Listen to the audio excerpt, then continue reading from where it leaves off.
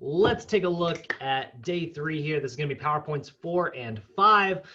We are looking at fitness assessments, and then we're going to do like a quick capper on like safety guidelines. And I know safety guidelines are really important. Like there's nothing more important than keeping your clients safe, but it'll be really funny because like basically that PowerPoint is like, I think like 7 or 8 slides. I will move through it really quick.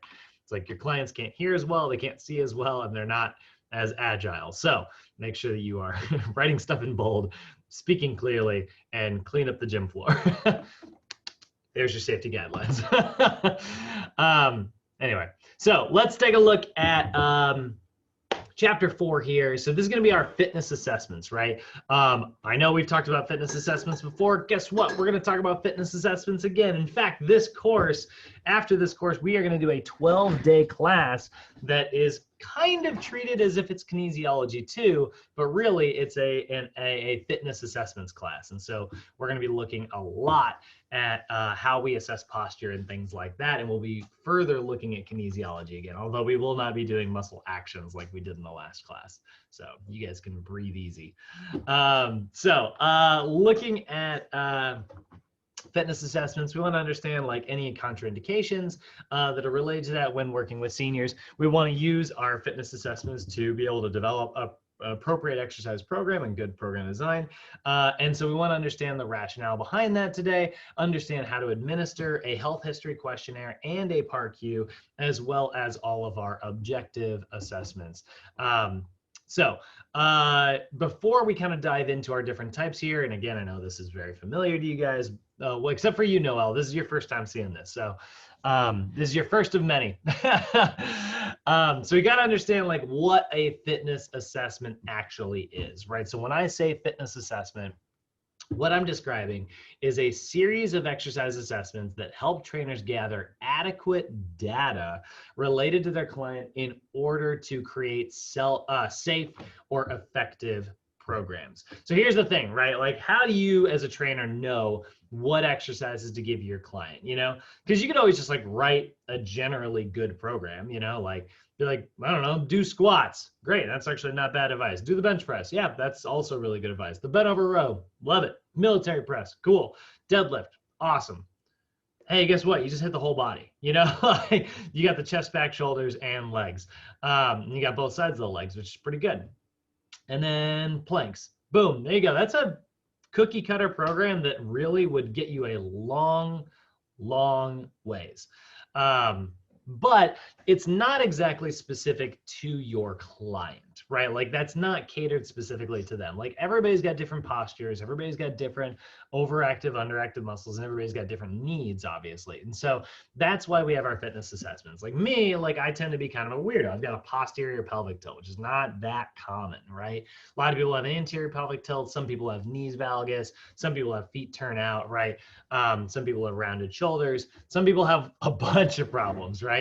And so we know that there are certain muscles causing those. We want to understand what muscles we need to train in order to do that. And so we need to put our clients through a fitness assessment in order to figure that out. Then we can choose the exercises that strengthen the muscles that are weak on our clients.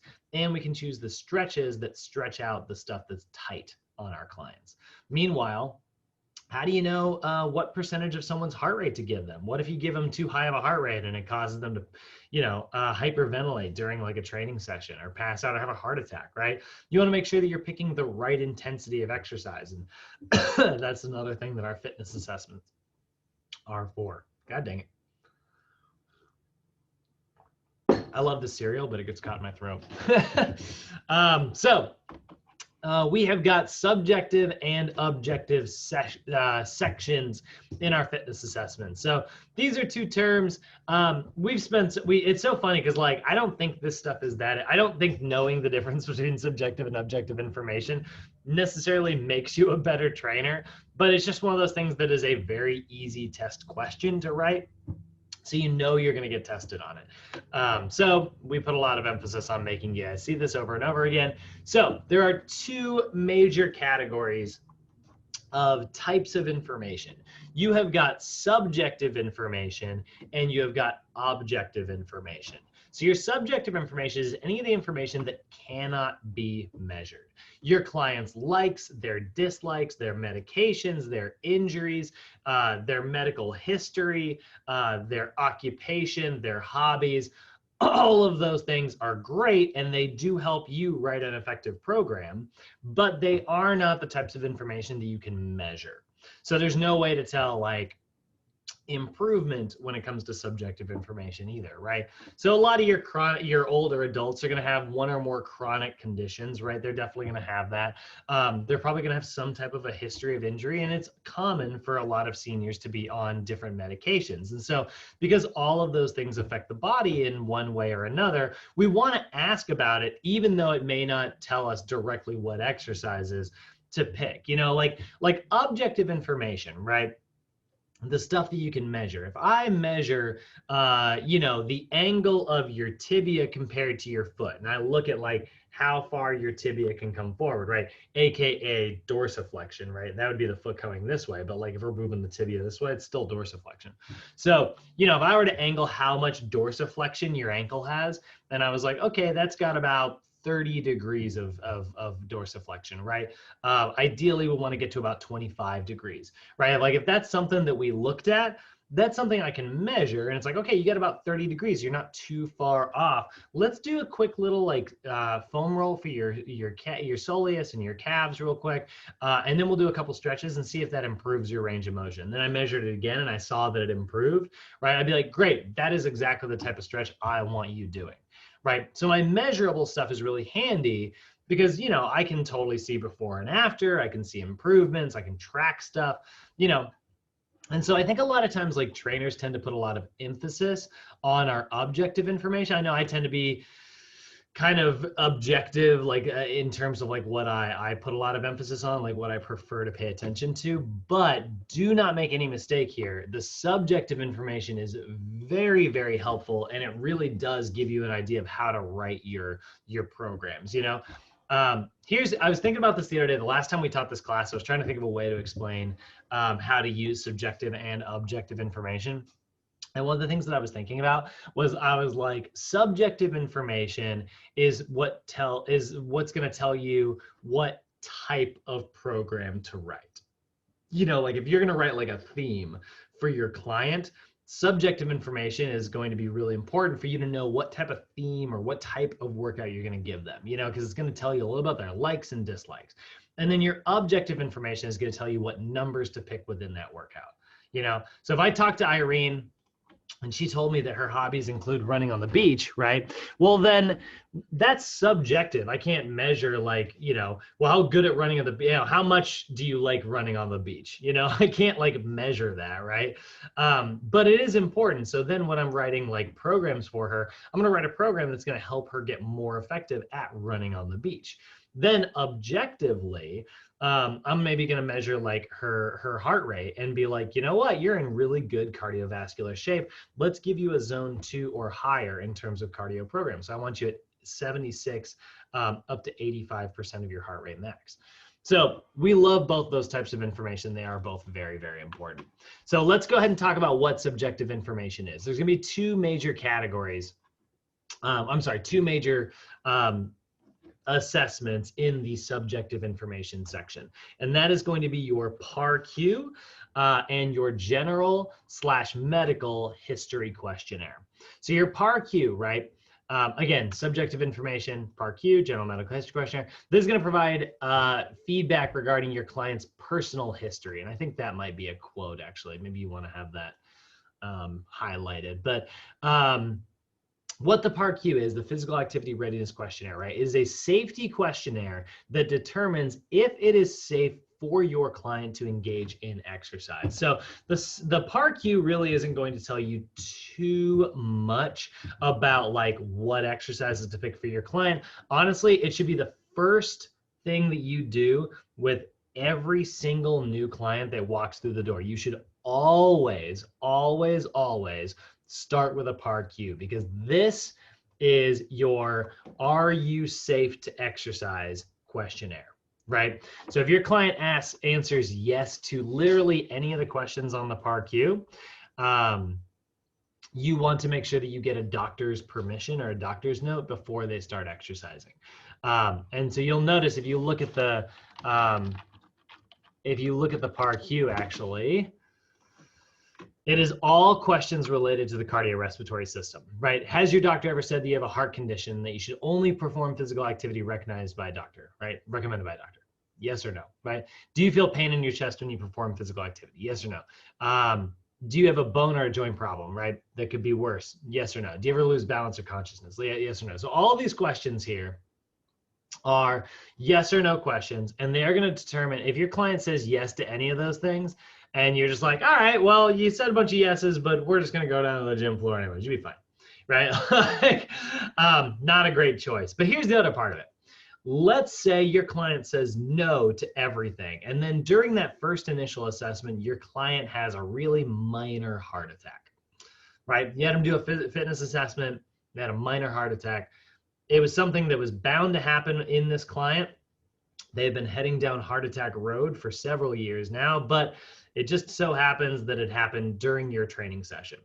And then they've got a bunch of medical bills, and they decide, well, that trainer is totally the reason I had my heart attack. And they try to take you to court over it, right? Here's the thing. You're going to get pulled up in front of, a judge or something. And judge is going to go, all right, you are claiming that he or she gave you a heart attack, correct? And they're going to go, yes. And you're claiming that it was not your fault, yes? And you're going to go, yes. And it's like, great. And they're going to look at you, and they're going to go, are you an expert? And you're going to go, yes, I am. I am certified. Boom. That's the first thing they're going to check. They're going to see, do you have your certification current, right? Cool. Since you're certified, bam, judge is instantly going to believe that you are an expert, right? Now, obviously, there's going to be more questions, but for the most part, like, you just proved your expertise. That's why we have certification, right? And then he's going to go, all right, expert, did you do everything in your power to make sure that this person was safe? And you're going to go, yes. And then you're going to show them that PAR-Q and say, look, I asked if they have a heart condition. I asked if they have hypertension. I asked if they get chest pains. I asked all these questions. They said no to all of them. So I made the very reasonable decision to continue exercising with them because everything that I asked them indicated that they were safe and ready for exercise. And judge is going to go, good enough for me, and you're going to walk out of there. And that's literally how it's going. I mean, obviously I'm simplifying, but that is about as simple as it gets. And that's one of the biggest reasons why we should always do the PAR-Q. It is about actually keeping people safe, because obviously we want to know if someone has heart damage or anything like that, but it is also about keeping you safe. And that's why we always do the PAR-Q. Any questions? Yeah, Irene, what's up? Yeah, so when you become a private personal trainer, is that like a form that you have on hand? You just make copies of it? Yeah, it's on NASM's website right here. Boop. And they have it listed as, they've got it all as one sheet. So like, this is the PAR-Q right here, this first page. And then the general/medical history questionnaire, that's the second page. So you can download this. If you go to NASM downloads, if you go to their website, they have a ton of free resources, Irene. You can go here. It's under resources, and then you can see, here's a body composition assessment form, right? Which we'll be looking at later today. I might as well just keep this page open. Here's the cardio assessment form, right? There's your zones 1, 2, or 3. So if you decide to do the Rockport or the YMCA, you put you record their numbers here, and then that gives you the score. By the way, there's the freaking formula for Rockport. They actually have it up here, and it's like, you expect me to do all that math? I'm using an online calculator. Then they've got the assessment for the overhead squat, which is here, and the single leg squat and the push pull. That's all on one page. And then there's your overhead solution. There's your overactive, underactive muscles. Here's for the 3 static postural assessments. This is what we're going to be looking at in that next class I just talked about a minute ago. We'll be looking at pronation, distortion, lower crossed and upper crossed. But then there's the overhead squat, like excessive lean, overactive versus underactive. The only thing that you'll notice is like the CES version stuff is not up here on this download. So like, notice how there's only what, 1, 2, 3, 4, 5 things. There's no low back rounds, that's not on here.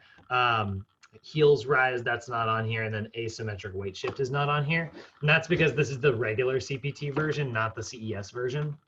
The CES version is in the CES textbook. And it's updated pretty frequently, or is it like a form that they just... Frequently enough. It was the same for years and years and years, and then they just updated it like a year or two ago. Oh, awesome. That simplifies. Yeah, that's great. That's a big plus. Right? But most of the stuff doesn't need to change anyways. You know, like all this stuff is totally the same. I will say the one thing, you guys know how I give you those OPT templates that I have on Microsoft Word, right? I don't know if it'll actually even be here because we've opened so many files. Yeah. You know how like the OPTs that we build in class look like this? This is what they used to look like. I just download this straight from NASM's website, but the new one, which is also up here, right? That's the assessment stuff. And then they have a bunch of programming stuff as well. It looks like this, but what's kind of cool about it is like, watch this. I'm going to download it. Programming template. I'm going to download this, save link as, and we'll just save it to the desktop here and open that up. See how this is a PDF? I can actually type in here, which is kind of cool. However, it does not let you go to a second line. So I don't know. I personally think like use the one that I gave you because that means that it's a little more flexible. Or make your own. That's what I did. I don't always exactly follow NASM's rules anymore, but you know, you can make your own. And then here's the yearly, right? The annual, and so you can mark off like the months and what phases you're in. So if you were doing like, you know, if you had a bodybuilder, this would literally. Okay, December's broken. This is literally what it would look like, right? I'd be like stabilization, strength endurance, hypertrophy, boom, boom, boom, boom, boom, boom, right? If I had a client who's just trying to tone up, this is a great routine for that, you know? And then like maybe I've got them working out Monday, Tuesday, Thursday, Friday, and they're doing cardio on Wednesdays and Saturdays, and then they are resting on Sundays. So they've got a whole bunch of really cool stuff up on their website. There's the conversion charts, you know? This is in the back of your book anyways, but like, let's say your client did 10 repetitions lifting at like 200 pounds. Well then, oh, I'm sorry, they did 10 repetitions lifting 100 pounds. That means their 1 rep max is 200. Or if they did 9 repetitions, that means their 1 rep max is 194. So there's a conversion chart that can help you learn your client's 1 rep max if you want to do like, you know, a 1 rep max assessment, but you don't necessarily, you're a little like, you don't have time to like redo. Honestly, guys, those 1 rep max assessments, they kind of take all day. These conversion charts are really nice because like, let's say you were working with your client doing bench press for the last 4 weeks and they started at 135 and over the course of the 4 weeks, you've been making it harder and harder and harder. They've been lifting 10 reps the whole month. Then at one point, you know, you've been raising the weight and now they can lift, let's say 150 pounds, right? And then the next program you're going into, you are going to be, instead of lifting at 10 repetitions, you're going to move that rep scheme down to 5. So you can do your 1 rep max chart. Remember, 5 repetitions is about 85% of your max heart rate. So you knew what their 10 rep max is. They did 150 pounds for 10 reps. That means that 200 pounds is their 1 rep max. 200 times 0.85. So on your next program that you're starting, you know, after the weekend's over, you're going to put 170 pounds on that bar. And so that you can use like, there's a little chart. It's in the back of your book too, by the way. Like all of these downloadable stuff are technically in your textbook. So that's helpful. The study guide is up here on their website. So there's the study guide for everything that's going to be on your test. You'll get that with Mo, but it is helpful if you want to look at it now. And then there's these little webinars down here, which I've watched a couple of them. Oh, excuse me. They're not bad. They're kind of a little boring. I mean, they're probably less boring than these Zoom calls. But like here's like, you know, protein metabolism. So it's just like a little webinar. Everyone, thanks for joining us for the webinar today on protein, between breaking it down. So, you know, but yeah, there's oh, and then here's a really good one, Irene. Here's a testimonial / consent form is up here too, which is like oddly enough, like really important in California. But this is basically like, hey, is it okay if we take, you know, if we take before and after photos that I can use? Like if you're your own trainer and you're trying to get like images for your business to put up on a website or something, you want to make sure that you don't have like someone who's like, hey, I'm a model and I want all that money, you know? So yeah, That's great. Those are really, really helpful links. Cool. mm-hmm. Thank you. They rock, man. NASM's a good company. I thought you also said, Brad, that when we get insurance, the insurance also has those too, right? Yes, insurance has they do they have the consent form for the photos? I don't know. They should have all the other consent forms. So insurance for some reason isn't on this. It used to be on this resources page, but they don't put it here anymore. I think it's on its own thing. Hold on. Oh, there it is. Yeah. So under trainer resources, which is totally what this page used to be. If you go down here to insurance, that has like liability forms and stuff.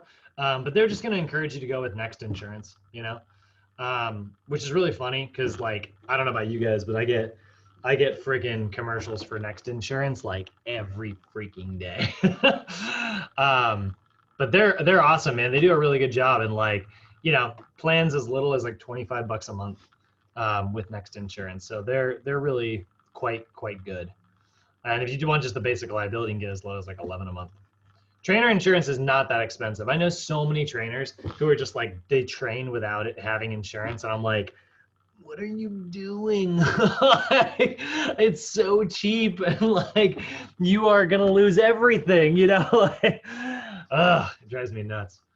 By the way, you don't have to have insurance if you work in a commercial gym. You are covered under their insurance. All right. Let's go ahead and get back to the PAR-Q here in the general medical history questionnaire. So that is part of our subjective info, right? We have the PAR-Q, and then the other part of it is the general / medical history questionnaire, the general and medical history questionnaire. And so this is just questions about your client's general history and questions about their medical history. And so this is just basically meant to gather general information on a client's medical history, medications, and hobbies, right? This is also going to tell you a little bit about like what their likes and dislikes are.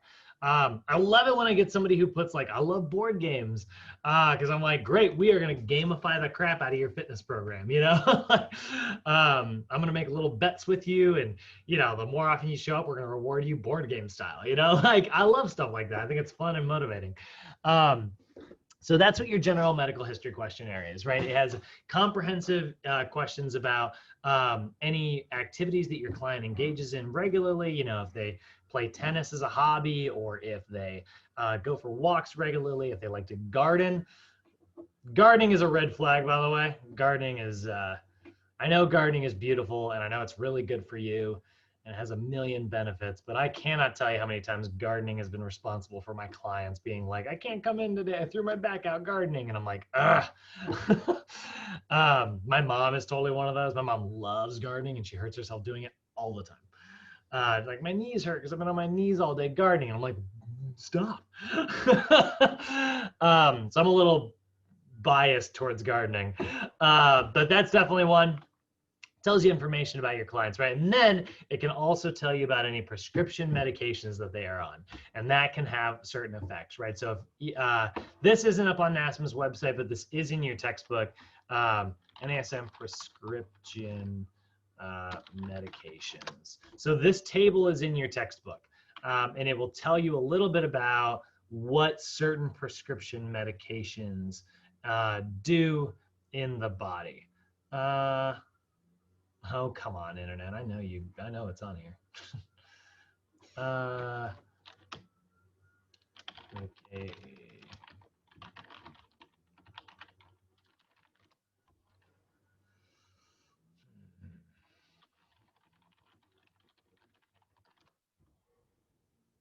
Man, maybe it's not on the internet.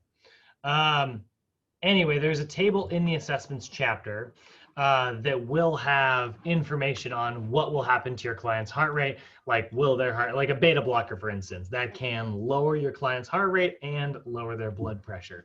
Calcium channel blockers can lower your blood pressure. They don't usually have too much of an effect on heart rate. So depending on like what type of medication your client is on, you want to make sure that you're aware of it, you know? Then we have, so that is our subjective information. Now, really quickly, one of the ways you always want to start your training assessments when you are like, you know, starting the entire assessment process, the first thing you are doing is it is first and foremost, like it's an interview. It's kind of like a job interview, you know, except that you are interviewing a potential client. And so it's really important to talk to your clients about any of their previous experiences with exercise, because that might reveal some of the information in terms of how they feel about gyms and trainers and how they feel about exercise. And it can also like give you information about like what they enjoy, right? And tell you a little bit about like what type of programs they are super into. They're like, well, I like being active, you know, great. That's somebody who's going to be easy to motivate. And it also provides you an opportunity to develop rapport with your client, right? We talked about this yesterday, but maintaining eye contact, asking questions, all of that is going to build trust in your client with you, because at the end of your fitness assessment, you're going to go back to the table, you're going to sit down and you're going to try to sell this person personal training services, you know? Now, I know that I don't talk about that too often. Most of my time when I'm talking about assessments, I'm talking about how it's important for us to do an assessment so that we know what exercises to give our client. And that's still the mentality that I always have when it comes to doing fitness assessments. But I will say this, your fitness assessment is your best sales tool. It is the number one thing that makes you a good salesperson. And I know we all think of salespeople, you think of like sleazy car salespeople or jewelry salespeople. You know, you think about all that. And you think about like manipulating and getting over on people. That is totally not what we are talking about. Like you are just doing an accurate fitness assessment because like that's going to allow you to write a really effective program for a person, right? So looking at our next piece of information, right? We are going to dive into our objective information. This is sort of the main bulk of what we consider our assessments, right? So we're going to see physiologic assessments. That's going to be things like heart rate and blood pressure, even body weight. Body composition assessments, which are going to be things like body fat percentage, body mass index, circumference measurements like, you know, chest circumference, waist circumference. We're going to do cardiorespiratory assessments like the 3-minute step test we did the other day, or the Rockport walk test. We're going to do dynamic postural assessments. That's the overhead squat, the single leg squat, the pushing and the pulling assessments. And then we're also going to do one unique one with our senior clients, which is our fall risk assessments, which if this were a normal assessment situation, this would be a performance assessment category at the end here. But with our senior clients, we spend a lot of time doing our falls risk. So we are going to go through all of those different types of assessments with our clients. And so, but the first thing you are going to do is you are going to start with all that subjective stuff. So your client's going to walk through the door and you're going to be like, hi, Jim, how you doing? My name is Brad. I'm gonna be your trainer today. Let's go ahead and take a seat real quick. I'm gonna walk you through what we're doing today. And so you can go over to the desk, you're gonna take a seat and you'll be like, all right, Jim, so what we're doing today is we're gonna do a fitness assessment. It's gonna give me a really clear idea of what type of exercises you need, what type of exercises you're interested in, and really what type of program to write for you that's gonna really meet your needs. So first thing I wanna do, before we get moving though, before we ever go onto the gym floor, I do got to do some liability stuff real quick. This is called the Physical Activity Readiness Questionnaire. And this is basically going to give me an opportunity. This is going to give you an opportunity to let me know if you have any compromising health issues. Okay. So then you're going to ask every one of those questions. I like to interview them. Technically, you could just give it to him and he could fill it out himself, but I don't like doing that. It gives me less time to talk, less time to build rapport, and people tend to skip stuff. So I'll be like, so has your doctor ever said that you have a heart condition that can be made worse by exercise? Yes or no? No? Awesome. Do you have a bone condition that can be made worse by exercise? No? Great. Do you ever get chest pains when you exercise? No? Awesome. Boom, boom, boom, boom, boom. All right, Jim, I said no to everything. That's excellent. So now I just want to get a little bit of information about your background. Tell me about your hobbies. Tell me about your job. Boom, boom, boom. So we move through all of that, right? We move through all that subjective information. Once I've got all of that, we're going to move into the objective information, okay? So physiologic, body composition, cardio, posture, fall risk. Now, before we get him up out of that chair, you'll notice the first category of objective information is our physiologic assessments. These are things like your resting heart rate. Now, luckily, we brought him over to the desk. We sat him down. He's been sitting for a little while now. So his heart rate, it's not perfectly his resting heart rate. Ideally, your resting heart rate would be taken before your feet hit the floor in the morning, before you get out of bed. It's not asleep, but like it's awake in a resting position, right? Obviously, we're not going to really be able to get that with our client unless they sneak into their house at night. And none of us want to do that. So instead, he's sitting at the desk, right? Now, before he gets up, before I have you get up, the first thing I want to gather is I just want to see what your resting heart rate is. And so you're going to you're going to use 2 fingers in line with the index finger and thumb just above the wrist right here in what is called the radial, because this is your radius, pulse, right? So that's your radial pulse. You could do the carotid as well, which is up here. But NASM doesn't recommend it just because it's, you know, awkward to be like, give me your neck. So instead, we're going to use the radial pulse. Now, you will notice here, this actually says something different than what it says in your regular textbook, but you're basically going to count their pulse for 30 seconds and then multiply it by 2. So you can, resting heart rate is always going to be expressed in number of heartbeats in 60 seconds, right? So 30 seconds multiplied by 2, 10 seconds multiplied by 6, 15 seconds multiplied by 4. You can do whatever you want. It really actually is not that important how you do it. I honestly like to do it for a full 60 seconds because and my only reasoning behind that, and you know, because some people will say it's like, man, you're gonna spend a full minute of your 1 hour just doing their heart rate, like that's burning time. And you're right. But I like to do the full minute just because sometimes the assessment stuff, your client gets kind of nervous. And so I'll notice that their heart rate will kind of spike a little bit. So by doing a full minute and, you know, me being there, kind of being calm with them and just letting them breathe quietly, kind of calms them down a little. And I notice that sometimes their heart rate slows a little bit after that 30-second mark. So I don't know. I like to do that version, but there really is no right answer here. But what you need to know, what is incredibly important, is that the resting heart rate is an individual's heart rate when they are at complete rest. One thing that we know, and one of the reasons we take this, is a lower resting heart rate indicates a more efficient heart.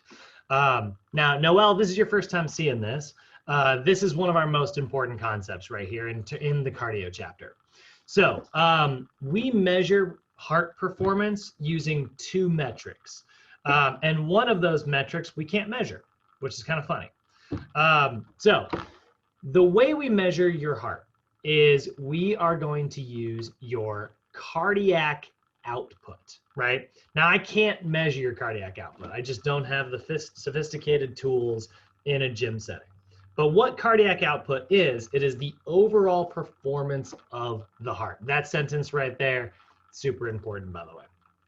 So that's your cardiac output, right? And it is your heart rate times your stroke volume. So this is an important concept to know, even if we're not necessarily measuring it, because here's the thing. Cardiac output is made up of 2 concepts: the number of times the heart is beating and the amount of blood that gets shot out of the heart every time that heart beats, right? Those are the 2 concepts. Now, I can totally measure heart rate, but I can't necessarily measure stroke volume, which is the amount of blood ejected from the heart, right? I can't measure stroke volume without like some pretty darn complicated equipment, right? But here's the thing. This is a math equation, right? If both of these come together to make up cardiac output in general, if this goes high, that means this is going to go low. If this goes high, this is going to go low, right? Because it's a multiplication table, right? Just like it's just like if you think about running. Running is made up of two concepts as well: how far you're stepping and how often you're stepping. If you're stepping really far, well, you're not going to be able to step very often. You might actually lose speed. But if you're stepping really fast, but then you're not covering very much ground, well, you're also going to lose speed. So it's a formula, right? As one goes up, the other's going to go down. Does that make sense, Noel?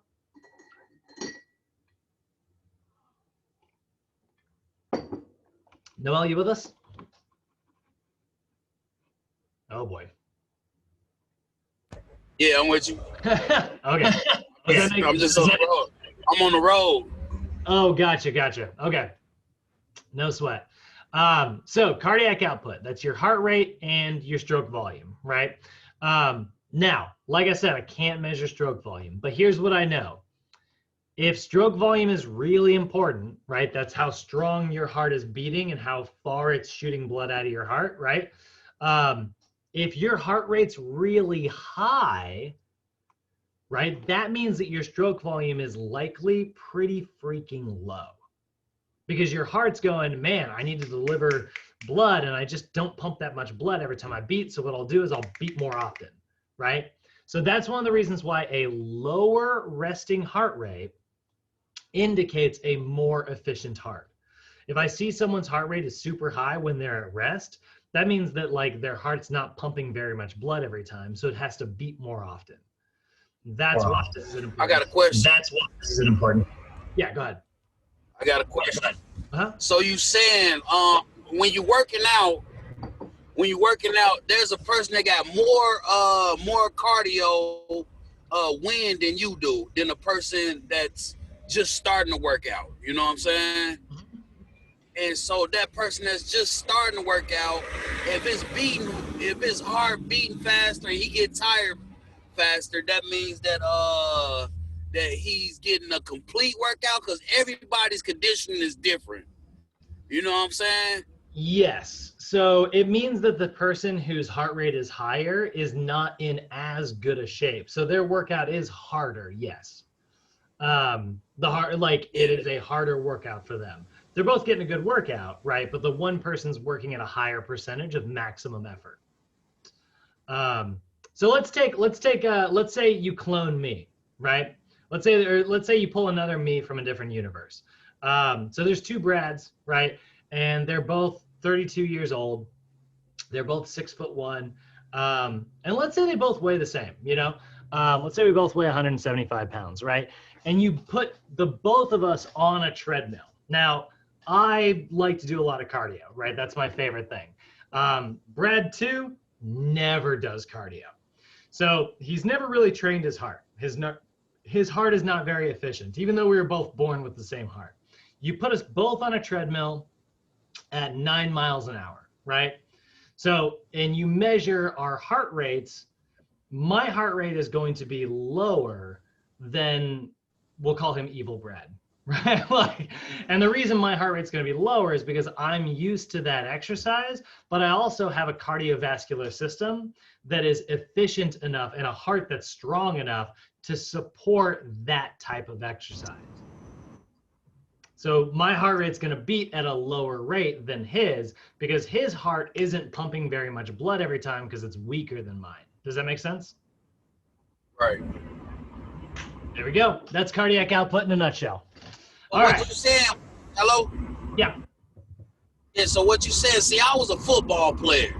You know what I'm saying? In 2 miles, take exit 2A toward La Cienega Boulevard, Aviation Boulevard. I used to, I was an asthmatic. I'm an asthmatic, you know what I'm saying? So my conditioning ain't as strong as theirs is.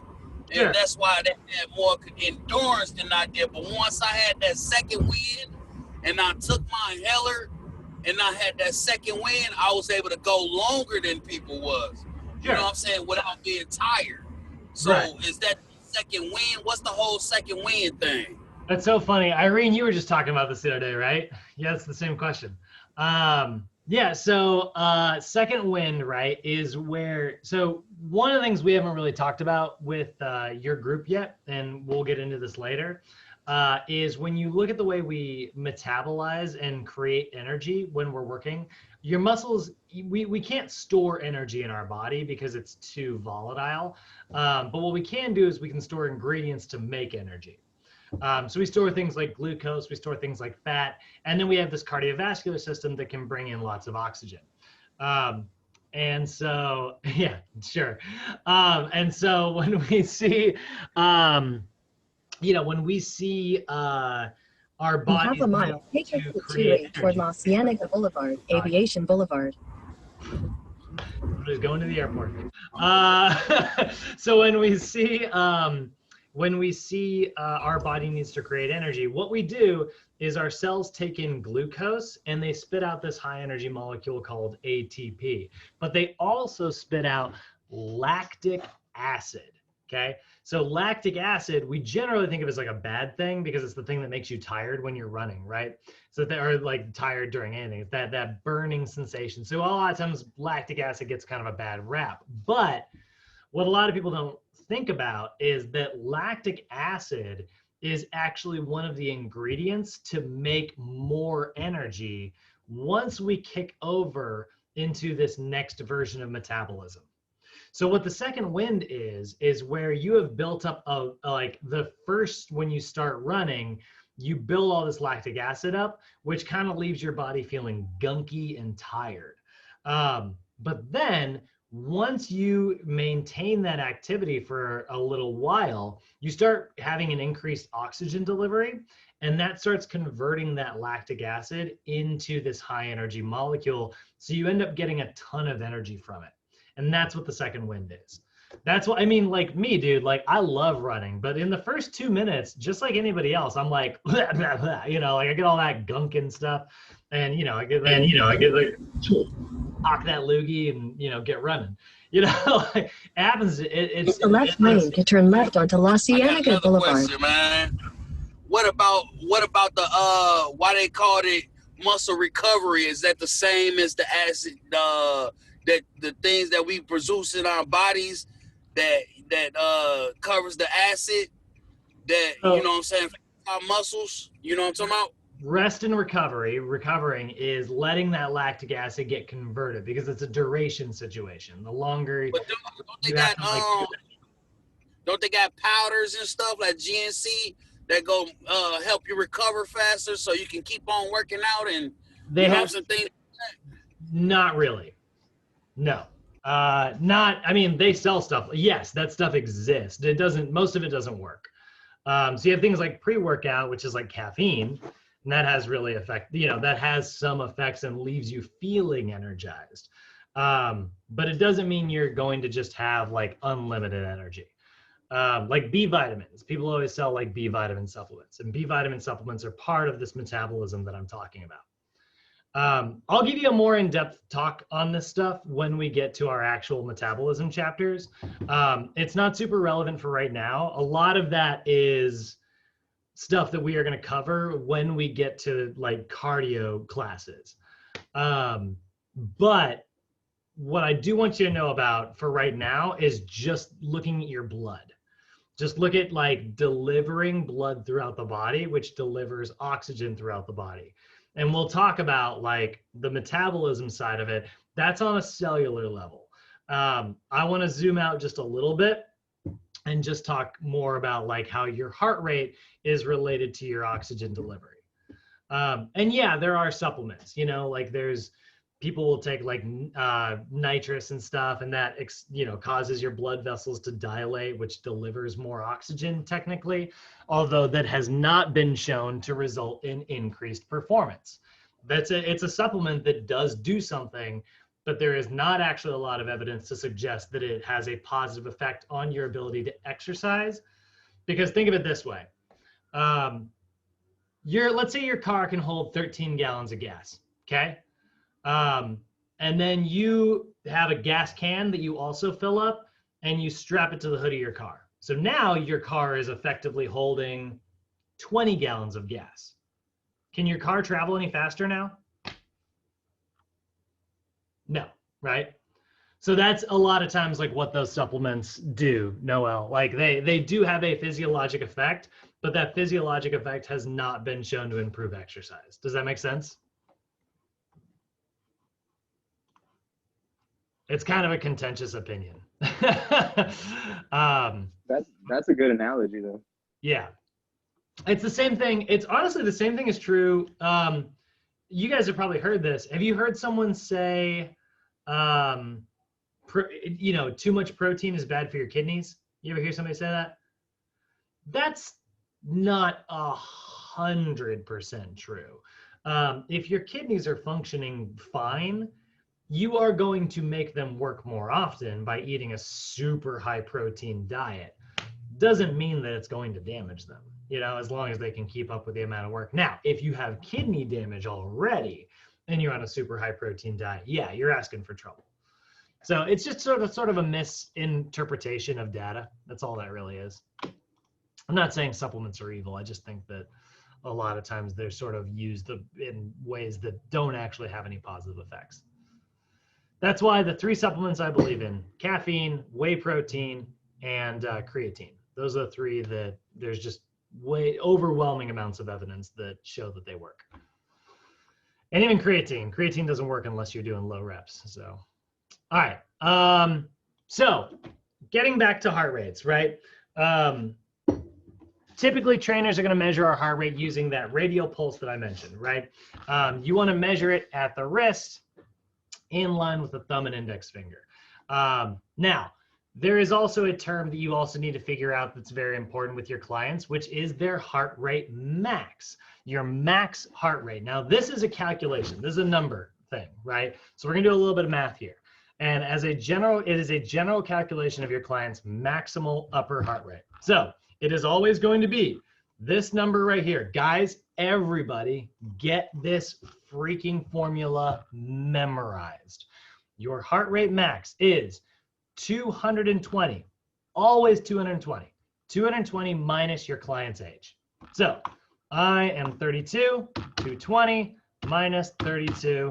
My max heart rate is 188. Oh God, my camera's freaking out. Stop that. So my max heart rate is 188, okay? There we go. Now, that's the max heart rate. Pretty helpful, because then what I can do, like let's say I want Irene to work out at 65% of her heart rate max, right? Or maybe 75% of her heart rate max.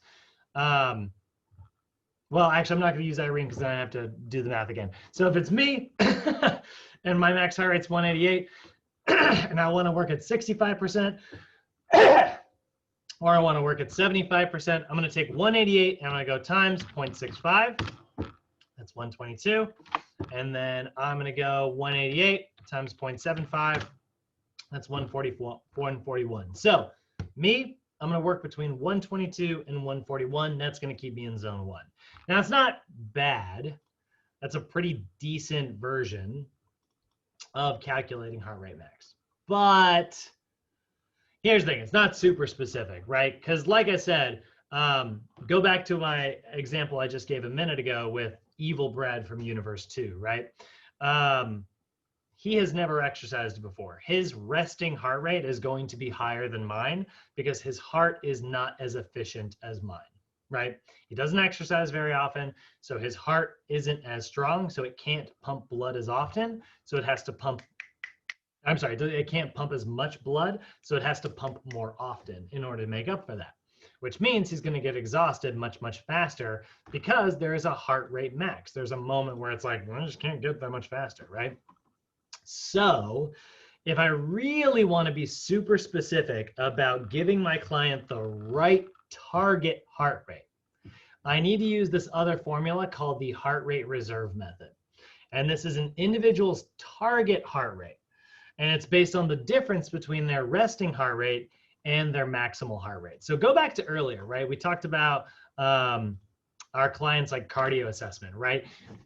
At the very beginning of our assessment with this client, we wrote down their heart rate rest. Let's say we'll use me as an example. My resting heart rate is around 65 beats per minute, right?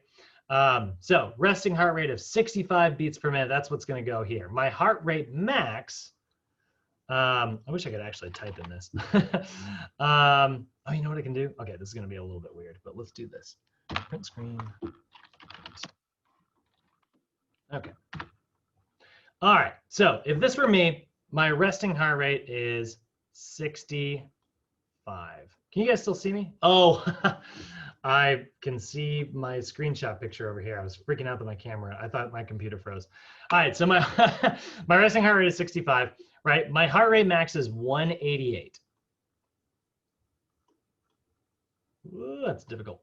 So there's my numbers, right? 65 and 188. Now, let's say I want to figure out what my heart rate reserve method is, though, and that's going to tell me my target heart rates, right? So if I go back to my formula that I've got right here, right? Let's look at this formula, the heart rate reserve method.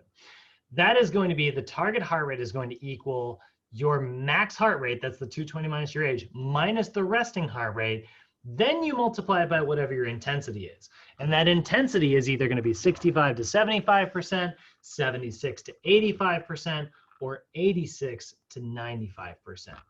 And then I'm going to tack that heart rate back on afterwards. So if this were me, let me go back to this version here, right?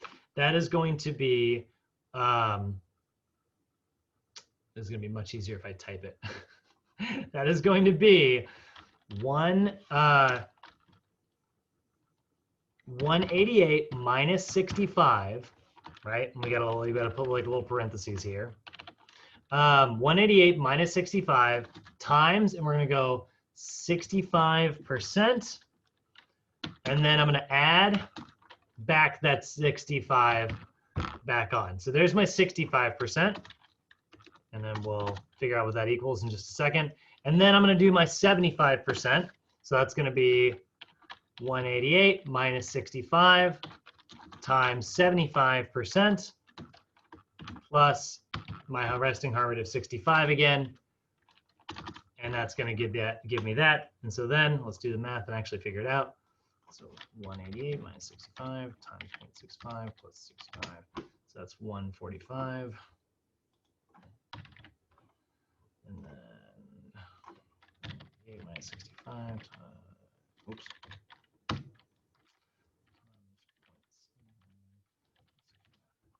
That's not right. There we go, 157. There we go. So if this were me, my zone 1 of 65% to 75%, I would want to be between a heart rate of 145 and 157. Remember how earlier we figured those numbers out for me? And those numbers were like 122 to 140. That's a pretty big difference, right? And the reason that difference is so large is because my resting heart rate is low.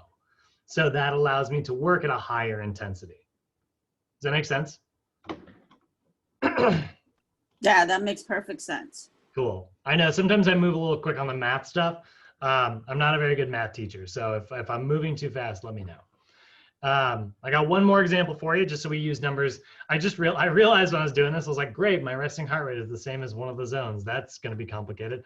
Let's use a 65-year-old client here, right? So we got a senior client. So their resting heart rate is 70 beats per minute. So that's actually, it's actually not bad. So their max heart rate is 155 because it's 220 minus their age of 65 years old.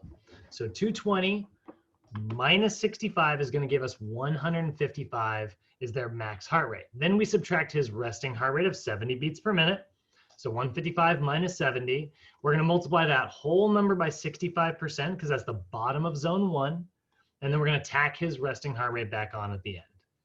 And that is going to give us our 65% target heart rate. If I wanted 75%, I just change this number right here. If I want 85%, I change it to that. And if I want 95%, I change it to that. And that is going to be our Karvonen formula. So now you have given your client a very specific target heart rate that they can hit during their cardiovascular sessions. So Noel, again, I know this is your first time seeing this. I definitely want you to, you don't have to have the Karvonen formula memorized. You know, like that's a big complicated formula. You don't have to memorize that, but you do definitely need to know it is sometimes referred to as the heart rate reserve method. And what the Karvonen / heart rate reserve method is, it is a method for determining target heart rate based on the difference between their heart rate max and their heart rate rest. And that's your sort of textbook definition there. And so you're going to see this definition right here. That's another one that's really important to kind of have memorized. You're going to see it again. You're going to see it again and again and again. Now, in our other physiologic category, we do have blood pressure assessments as well. That is going to be your systolic pressure over your diastolic pressure, right? You don't always do blood pressure assessments, by the way. They're not actually 100% required. I mean, in fact, they're barely ever required in most gyms. Most gyms don't even have them. But if your client tells you they have hypertension, it's a good idea to test their blood pressure just to make sure that like they're not already super elevated before you go onto the gym floor. Like if their heart rate's like, if their blood pressure's already over 150 before they start exercising, it's probably not a very good day to start exercising. So it might be better to just let them do just a gentle walk on the treadmill instead, because it can just be a safety factor. And I love this. They got this down here. This is my favorite word. It's so crazy. But the blood pressure cuff, its official name, it's a sphygmomanometer. I love that word. All right, next category of assessments we've got are our body composition assessments, right? So body composition assessments, these are going to be things like your percentage of body fat, right? So that is the percentage of your overall body weight that is body fat. Freaking thing, just, oh, it's impossible. There we go, stop. My OCG just took over. So percentage of body fat, there's a couple different ways you can get percentage of body fat. The most common is using those scales that have the little electrodes on them, or using like the little handheld that has the little electrodes. That is gonna be what is referred to as bioelectric impedance. That's a method for measuring body fat. But it measures that bioelectric impedance, the way it works is it measures body fat by sending an electric current through the body. And we know that like electricity travels through water really quickly. And we know that most of the body is made up of water, but body fat is mostly made up of lipids like oils, right? And so if that signal travels really slowly, well, then it's traveling through like a lot of lipids. But if it travels really quickly, it's traveling through a lot of water. So the faster the signal travels, the lower body fat percentage someone has. The slower that signal travels, the higher that body fat percentage is.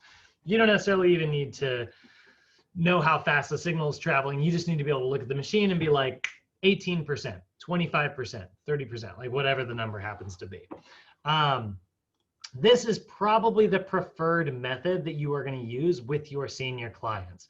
Now, there are other ways to get body fat percentage. You can also do skin fold measurements. For instance, there is the Dernan-Wamersley formula, which is where you're actually going to pinch these 4 sites using a body fat caliper. So you pinch the biceps, the triceps, the subscapular, and the iliac spine. You pinch those 4 sites, add up all the numbers, and that's going to measure body fat based on the thickness of those skin folds. Not a good choice for seniors for 2 reasons. And you can see that here, right? Skin fold is not a good choice. 2 reasons here. Number 1, the proportion of like skin to body fat is off. So as we get older, we tend to get a little wrinkly. You know, things loosen up a little bit. And so because of that, it throws off the formula when you're using when you're using skin fold measurements. So it's not a very good choice. Second reason is older clients tend to bruise kind of easily, and those pinchers are not exactly gentle. So don't do skin fold measurements with your senior clients. To be honest, guys, you're probably never going to do a skin fold measurement your whole career in the real world. They still ask about it on the test, so we still have to teach it. But at this point, bioelectric impedance is actually pretty accurate. Like it was pretty shoddy when it first came out, but now it's pretty good. And so this is the type of body fat testing that most gyms use nowadays. There is also question. that the skinfold testing is like the old school, you know? Yeah. I mean, Yeah. it's actually very accurate. Like you'd be surprised. Like I always thought I was like, that's so inaccurate. Like give me the zapper, you know? But it works really well. But yeah, it's kind of old school. You don't really see it very often. There is also hydrostatic weighing, which is really fun. Hydrostatic weighing is where they actually dunk you in a tank. We know how much body fat weighs underwater. So if you tell me you weigh 175 pounds and I weigh you underwater and you weigh 160 pounds, you know, whatever you weigh, that's totally too much. Well, then I know that like your body fat percentage is this compared to that. And that's actually, out of all of them, this is the most accurate. But it's also pretty impractical. Like, you know, you're not dunking very many clients into a pool. So that's one of our those are our percent body fat in terms of body composition. Now, we also have circumference measurements, and these are going to provide feedback about your client's body girth. So it's literally how many inches their waist is, or how many inches their chest is, or neck, or calves, or biceps, or triceps, like all that. Neck, chest, waist, hips, thighs, calves, upper arms. Those are the most common ones. Honestly, the only ones I usually care about are chest, waist, and hips. And one of the reasons I care about that is because of this special thing right here, which is that waist to hip ratio.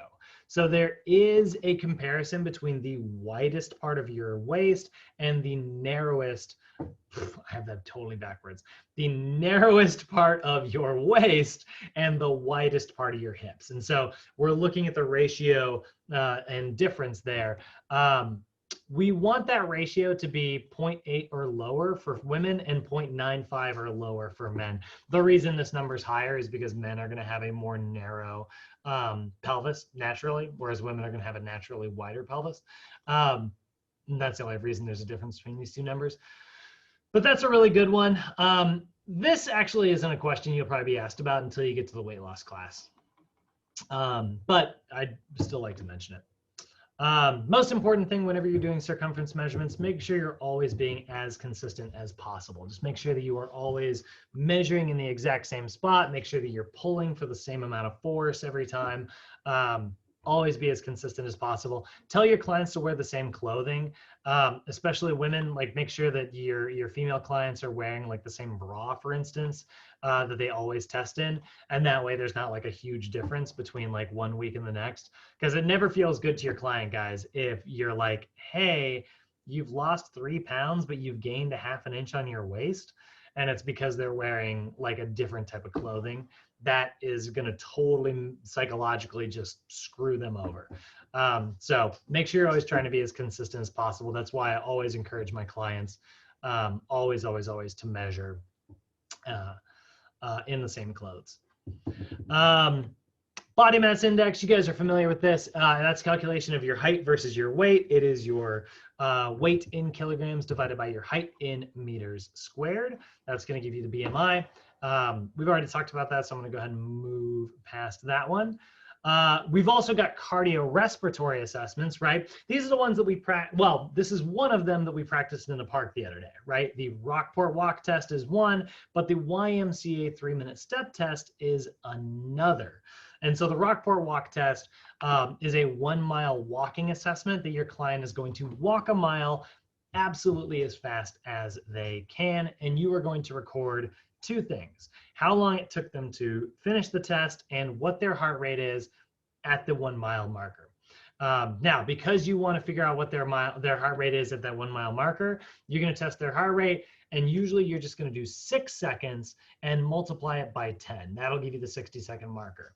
And that way, you're not taking the heart rate for too long. You're not measuring it for like a super extended period of time, which if you would allow their heart rate to come down once the test is over. So we don't want that to happen. So you're measuring how long the test took and what their heart rate was at the end, and it'll look just like this. You're gonna write that down. What was their time? What was their heart rate? Then you throw all of those numbers into this big long formula, and it gives you a VO2 max score, which will look something like this. So let's say, where's the good one? Man, where's the one I like? Oh God, that's not what I want. Not VO2 max calculator. Rockport walk test calculator. Good Lord. There it is. So you're going to be like, your client's female, 65 years old, 185 pounds, and their heart rate at the end of the test was 155, and it took them 18 minutes and 12 seconds to complete.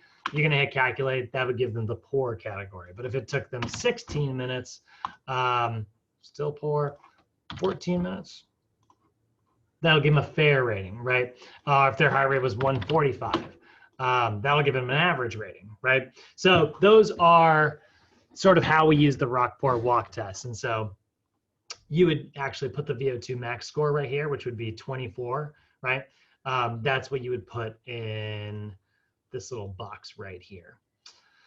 24 is really good. Okay, so that's the Rockport walk test. And then we have the YMCA 3-minute step test. This is what we practiced in the park on, what was it, Friday? So this measures a client's cardiovascular efficiency during a 3-minute bout of sub-maximal stair climbing. Again, super important sentence there. It is going to be a 12-inch step. They're going to go at a beat of 96 beats per minute, and it's 3 minutes in length. I know, that last one's surprising. 3-minute step test, 3 minutes in length. And then what you're going to do is you're going to measure their recovery pulse. So measure how many beats their heart beats over the next minute as they relax and recover. So over the course of that 1 minute, their heart rate's going to get lower and lower and lower, and you'll feel it slow down.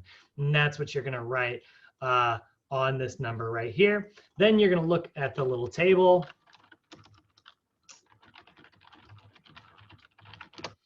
And you're going to see what their score was. And so, you know, Irene, for instance, right? She was in the good, she was in the, what was it, above average category. But remember, our step in the park was a little higher than it should have been. So she'd probably be in the excellent or even good category. So if I looked at that, right, and she did really, really well, and she got a very good, that would mean that she's landing in this here. And guess what? She gets zone 3 workouts. So if I go back to, you know, that Karvanen formula from earlier, the numbers I'm going to use to multiply with Irene are going to be 0.85 to 0.95. Does that make sense? Cardio assessment's clear, guys? Cool, cool. Where the heck did Noel go? Did we lose him? Oh, I got double thumbs up. Hey. Uh-oh. Oh, you know what? I think I just figured it out. He was driving to the airport. I think he's Ubering right now. So I think he must have picked up a client. Calling it. Don't know for sure, but that's my theory. All right. So let's look at our posture assessments. And Noel, if you're watching this, hopefully you're getting a chuckle out of that. Let's take a look at our postural assessments here. So we've got 2 main categories. You've got static and you've got dynamic. Static assessments are literally as simple as it gets. It's this.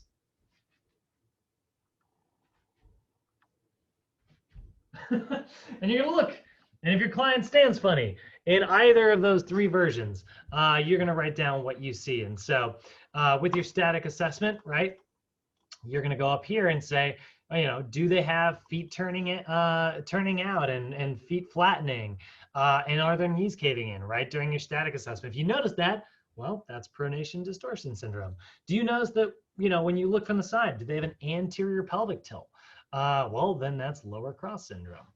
Or do they have shoulders rounding in a forward head posture? And that's going to be upper cross syndrome. So we're looking at these 3 things in our static assessments. And that's just basically observing your client without moving, you know? So you do a frontal, a lateral, and a posterior view. And what's nice about our static assessments and our dynamic assessments, they are going to help us identify that concept from kinesiology that you guys probably remember. It's going to help us identify length tension relationships and when we get to our dynamic assessments, that's going to tell us a little bit about force couple relationships. Remember, a length tension relationship, right? That is the resting length of a muscle and how much force it can generate. If it's in a shortened length, it's weak. If it's in a lengthened length, it's weak, right? And so both those overactive and underactive are weak muscles. So we want to make sure that we can identify those. If I see an alteration in your posture, I know that we've got a messed up length tension relationship. But we've also got force couples, which is the ability to use the right muscles at the right time, right? Like force couples are multiple muscles working around a joint, right? My deltoids, right? And my pecs and my lats and all of those are allowing me to raise my arm up overhead. But if one muscle doesn't let go, and I do this like weird altered version, well, that means that my force couple is messed up as well. So that's why we have static assessments for length tension relationships, and we've got dynamic assessments for force couple relationships. So we got a couple key kinetic chain checkpoints here, right? If we're doing the overhead squat, we are going to assess dynamic flexibility and integrated total body strength. The nice thing about the overhead squat is, you know, by raising the arms up overhead and squatting simultaneously, we are putting stress on the body from foot to tips of the fingers. You know, the entire body is experiencing some type of stress. And so it's a very quick, very easy assessment to determine overactive muscles. So have your client squat down about 5 times to chair height or more than 5 times. I like to do 15 just because they get a little tired and then we start to really see their postural distortions. To be fair though, that actually is kind of a lot, but that's what I like to do. And so you're gonna look at the foot and ankle complex. Do their feet turn out? Do their feet flatten? Do their heels rise? By the way, these two are CES versions. This is the regular CPT. And it is, thank you, Ariane. It is better with no shoes. That is really important. Your client should always do it with no shoes, even though it doesn't say that in your textbook. Literally, the only reason it doesn't say it in your book is because a lot of gyms will frown upon taking your shoes off on the gym floor because it's like technically a safety hazard. It's like, what happens if they drop a dumbbell on their foot? Yeah, you think a freaking shoe's gonna protect that? Anyway, I'm cranky because I used to get yelled at a lot about it. Yes, you should always do it with no shoes, although don't get fired. If your boss is like, keep the shoes on, we don't want you, listen to your boss.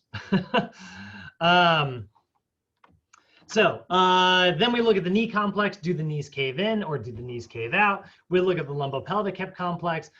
Do they have an excessive forward lean or a low back arch, or are they a weirdo and have a low back round? I only say that because it's me. Do their arms fall forward? I put these in italics here just temporarily. Those are all the ones that you'll learn with Mo. We are covering the standard ones that are in the regular textbook. And then with things like the pushing and pulling assessment, we're looking for like maybe a forward head. Oh, actually, I'm just going to get to that. So those are our 5 kinetic chain checkpoints, right? And then you're looking to see, does the head crane forward as well there? We've also got the single leg squat assessment, which is a dynamic postural assessment. That's going to assess your dynamic flexibility, integrated total body strength, but it also assesses balance. And really the only one you're looking for here, guys, is do their knees cave in? And if their knees cave in, guess what? It means exactly the same thing as before. So basically, if your client has a really good overhead squat, make the overhead squat harder. Do their knees cave in then? You know, hopefully it doesn't, but often it will. Then we've got the pushing and the pulling assessments. You guys will remember these from when we did that in the park. And that's an upper body strength assessment. We're looking to see, do the shoulders elevate? Does the forward head posture, or do they arch their low back when they're pushing and pulling? And these all mean exactly the same things that they meant earlier in the overhead squat. They're just a different type of assessment. Because, you know, they might be good at a squatting motion, but then they struggle during a pressing motion. Now, lastly, with our senior clients, we have one extra category here, which is our fall risk assessment. This is what we did in the park. It's my favorite assessment because it's so simple. But it is going to assess overall motor function and it assesses whether or not your client is at risk for falls, because you're kind of testing their coordination for getting up out of a chair and walking while making a directional change. So it's almost like an agility assessment in a way. But you're gonna do 3 meters or 10 feet away around a cone. Your client is gonna get up out of a chair, walk around that cone, and then sit down. And you're gonna test to see, you know, how quickly they are able to do that. And you can find this, by the way, pictures of this. I mean, we practiced it a little bit, but you can find pictures of this in the assessments chapter.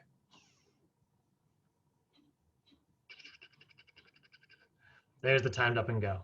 So he's gonna get up out of that chair, he's gonna walk around that chair, and he's gonna sit back down.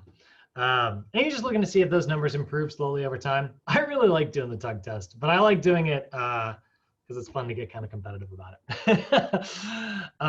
It's fun to be competitive about the most meaningless thing in the world. So summarizing everything up, your subjective information, that's your PAR-Q, that's your health history questionnaire, or your general medical history questionnaire, I should say.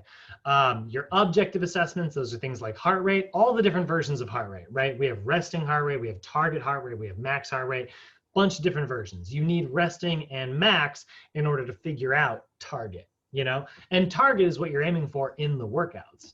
That way, like, you know that you're working hard enough, you know? Then we also have cardiorespiratory assessments, which will tell you which target heart rate to choose. You know, do I give you 65%? Do I give you 95%? Depends on how well you do on that Rockport walk test / 3-minute step test, depending on which one is important to you. We have dynamic postural assessments, which are going to be looking at the different parts of the kinetic chain. Do your client's knees cave in? Do they cave out? Do they have an excessive forward lean? Do they have shoulders elevated? Like, what's going on, right? And then the tug test is going to give you, you know, is going to help you assess whether or not your client is at risk for falling. You know, can they get up out of a chair without being at risk for tumbling? Can they walk around a cone and change direction without being at risk? And that is assessments. Robert, Irene, you got any questions for me? I went full Southern gentleman there for a second. I have a quick question for you, not related to this at all. Sure. How, on a weather like this, I want to curl up and have ice cream and not go running. How do you do it anyways? Yes. Well, you got to remember, this is the best perfect running weather. There's no risk of overheating. Okay. Honestly, that's a tough one. I am motivated by weather like this. I would love it if it were pouring. Right? I already went for a run today. Well, sort of. That's totally not actually. I tried to go for a run today. I would have gone for a run, but they changed the freaking park time, so I got locked out. So I will be going for a run later anyways. But I wish it were raining. I love running in the rain. I'm the sunny weather. Like, yeah. Okay. I get it. I wish I could help you. I would just say remind yourself of consistency, and then maybe you make yourself make a deal with yourself, you know? You get an extra half hour of TV time or something if you do your run today. Okay. Remind yourself of all the positives. Yes. It's hot coffee weather. You know, go for your run and then go get a nice hot pumpkin spice latte. Yeah, a reward. Right? Cool. All right. So we got the world's shortest PowerPoint here. I love this. I actually really love this PowerPoint. I think it's fun. So this next chapter is safety guidelines. So now that we have assessed our client and written a program, before we get into getting onto the gym floor, we got to make sure that we're being safe with our client. So we are going to look at this chapter here, which is exercise safety guidelines. Chapter 5 here. And so this is basically going to have a little bit of information. It's 2 pages. A little bit of information about how, as we get older, our bodies, you know, we already talked about some of those anatomic and physiologic changes. Well, we're going to talk about how like that can create risk in like a gym setting. So this is going to be, we want to, give us age-specific physiologic considerations. We want to be familiar with some of the visual and hearing impairments that we sometimes experience. Know what our recommendations are when we're working with somebody who has those impairments. And we need to also look at how there are some thermoregulation changes as we get older. Remember from our youth class, I talked about how kids are terrible at regulating body temperature. Guess what? So are seniors. So, vision impairments. We do know that our vision is going to decline as we get older. We are going to see decreased visual acuity, meaning that we'll see a lot of blurriness as we get older. Sometimes your clients will suffer from farsightedness, which means they actually see pretty well super far away, but they have a hard time seeing things up close. So when you are looking at, when they are standing near you and you are like, telling them what to do, they might be like, maybe they're also hard of hearing, but they're trying to follow your lips, and that actually makes it harder for them. Sometimes it helps to take a step back. And that's just if their eye loses flexibility over time. We also know that like color perception changes, contrast sometimes becomes an issue. So make sure you're using like high contrast labels whenever you give your senior clients like something to read, like for instance, your text, just make sure you're not doing, don't give them text that looks like this. That's not super easy to read, is it? What if I kept all our notes like that from now on? So make sure that you are just trying to choose things that are high contrast so that it's easy for them to read. Even in that's something to consider in your gym in general when you're labeling stuff as well. Also, sometimes it will take adjustment time. This is actually one that I used to experience all the time with one client in particular. They will sometimes have an increased adjustment time. Like going from one room to another. We had a gym, there was one section that was just way brighter than the rest of the gym because it had a lot of sunlight. And whenever my client would like leave that section, they would stop for a second to let their eyes adjust, and then they were fine. So just make sure that we do sometimes see that going from light areas to dark areas sometimes takes a little longer to adjust as we get older. So our recommendations: always use large print, always use high contrast, bright images. Don't stand in front of a bright light source. That same area that I talked about in that same gym, I used to have this bad habit of standing next to this one lat pull down machine, and it was kind of like my window here. It was just super bright light shining, from behind me. And my clients would always squint, and I'd be trying to explain something and they couldn't even see my face. They couldn't hear me because they were just trying to pay attention. So make sure you don't do that. Make sure you're standing away from those bright light sources. And then with your clients, make sure you allow for the proper adjustment time when moving from one area to the gym to the other. Hearing impairments are also really common. They will often experience changes in their hearing as we get older. This is a really big one, guys. This is a note for all my ladies in class. Irene, this is for you. Higher frequency voices are actually a little hard to hear as we get older. Now, I'm definitely not going to dive into the politics of gender here, but there is some people who theorize one of the reasons why sometimes women don't get taken seriously in conversation is because their voices don't carry quite as easily because their voices are higher pitched. So then they aren't heard, and so then they are more easily ignored. I don't know that I fully 100% believe that.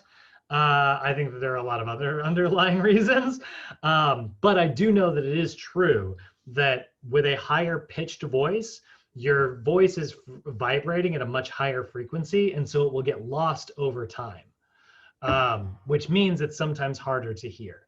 So Irene, take it from a friend of mine, Troy.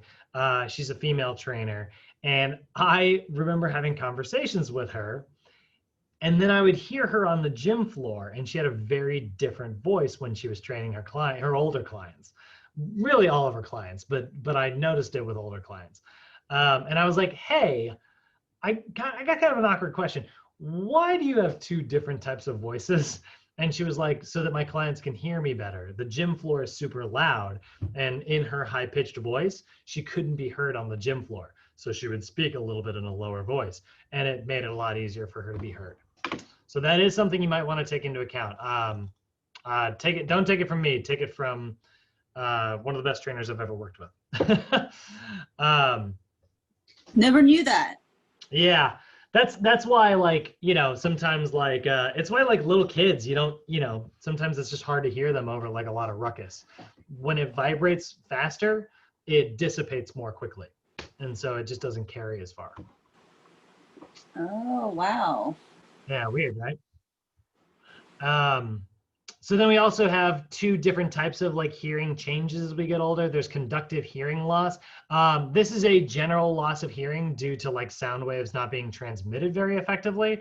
And that is literally like conductive hearing loss is like if you worked in a job for a long time that had like a lot of loud noises, you might have conductive hearing loss.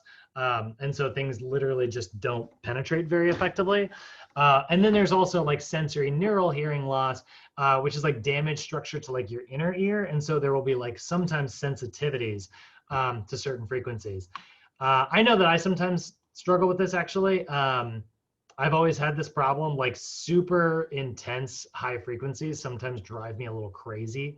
Or if you hear like the TV vibrating because you get the volume up too loud. And my parents both love listening to the TV at like super high volumes.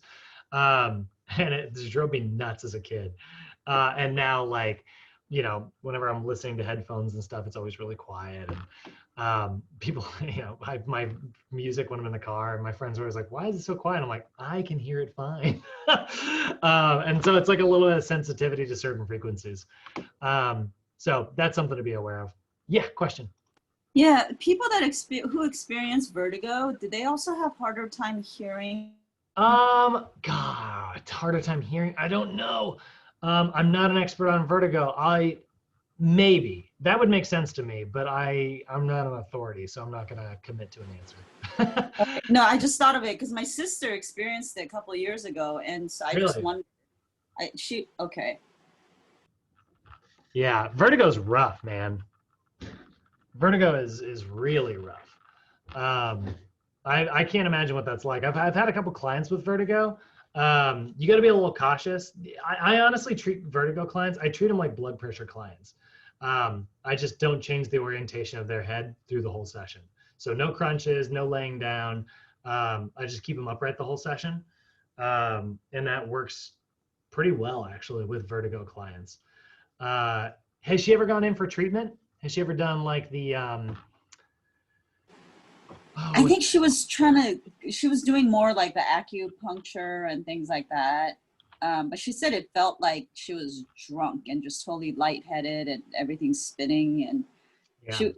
she was hospitalized for a couple of days. Yeah, no, it's intense. And they'll get like nauseous and they'll turn their head too quickly and then they'll just throw up because it feels like they're seasick. So my mom has vertigo and she's always going through a whole bunch of stuff. Like she's fainted a couple of times. She's always getting seasick, car sick, all that stuff. really? Has she ever gone in for treatment? Has she ever done like this method? This is it right here, where they lay them upright and then they lay them down and then they twist their head and they like move them like that. Has she ever done that? No, I don't think so. I don't think she's ever done any type of treatment for it. All right, we're gonna take a quick. I'll tell you what, actually. Oh, gross! What is on my YouTube? All right, tell you what. I'm gonna finish up this power. We've got like one slide left. Let me knock this out. I'm gonna show you guys a video. It's really cool about vertigo.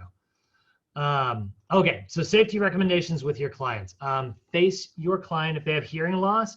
Face them while you are talking to them. That way they can kind of read your lips as you're talking. They don't have to be deaf to be good at lip. I mean, we all do a little bit of lip reading. So just a little bit of lip reading can be really helpful. So make sure you're facing your clients.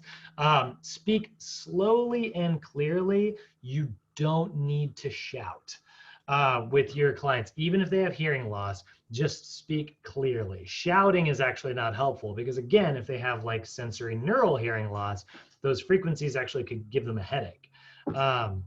It's more that they have a hard time separating your voice, not that they can't hear your voice. And then sometimes providing a visual reference, talking with your hands, pointing, demoing, all those things that really you should be doing anyways, are really helpful. Lastly, with our senior clients, thermoregulation is a problem just like in our youths, right? As we get older, we do tend to lose a little bit of our ability to sweat quite as easily. Those sweat glands kind of get pinched shut. So that can cause your client to overheat a little bit easier. Obviously, we know that like blood vessels thin out, and blood vessels are a big part of regulating body temperature. So that can result in your client having poor circulation, so they can get cold really easily. Now, that being said, make sure you are, even though you want your clients to dress warmly, make sure they don't dress in baggy clothing. This is something, I don't know what it is about senior clients, but they all freaking do it. They buy those super baggy, let's see here, senior client working out. I'll bet if I want to look up a picture here, and I'll bet I'll find one in a heartbeat. Long sleeves, those are fine, those are fine.